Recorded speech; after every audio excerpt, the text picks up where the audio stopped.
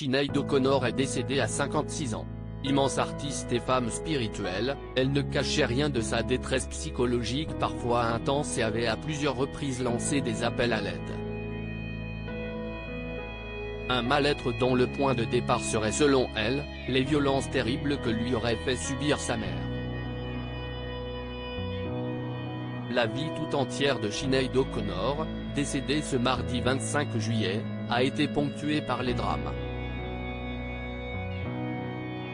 Pourtant, cette incroyable artiste était promise à une carrière immense.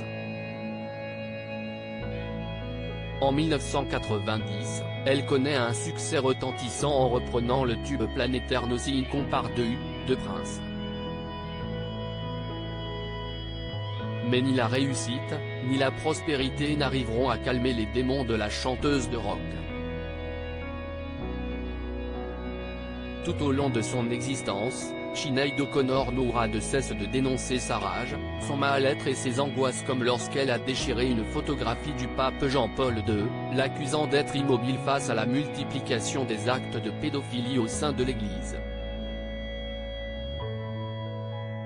Le point culminant de sa détresse est sans doute atteint en juillet 2022 lorsque Shane, son fils, se suicide. 2 jours avant, il avait été hospitalisé pour des tendances suicidaires mais avait réussi à s'enfuir. Son corps sans vie avait été retrouvé par la police.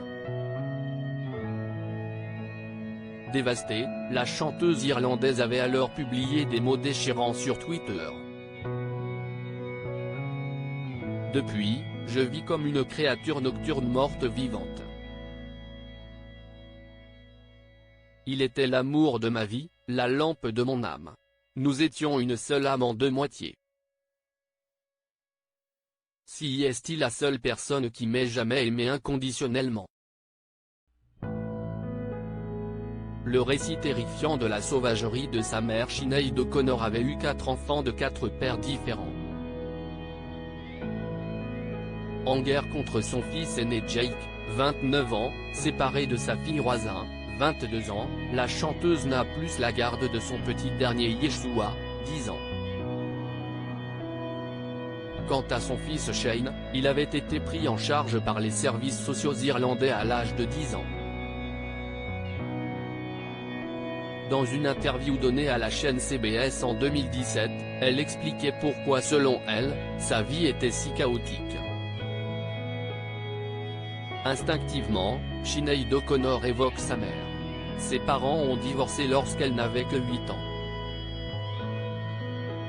Elle est alors confiée avec ses frères sous la garde de sa mère qui, lui aurait fait subir de très nombreux abus physiques et sexuels jusqu'à ses 13 ans, l'âge où l'artiste irlandaise a fugué du domicile familial. Elle fait alors un récit d'horreur, point de départ de sa profonde détresse. Ma mère n'était pas bien, elle n'était vraiment pas bien. Je dirais qu'elle était possédée, bien que je ne sois pas sûr de croire à ce genre de choses. Elle avait une chambre de torture, c'était vraiment ça. Elle était le genre de personne à sourire de plaisir quand elle vous faisait mal. Elle m'obligeait à répéter, encore et encore, que je n'étais rien, pendant qu'elle me battait. Son frère, Joseph, corrobore l'entièreté de ses souvenirs. Ce n'est pas la première fois que la musicienne irlandaise parle des sévices subis de la part de sa mère, décédée en 1985. Une disparition qui, au lieu de la libérer, l'avait plongée dans une intense dépression. En 1993, elle avait tout de même trouvé la force d'écrire une lettre dans le journal The Irish Times dans lequel elle racontait minutieusement les violences et les abus qu'elle avait endurés. Un récit terrible totalement confirmé par son frère, Joseph.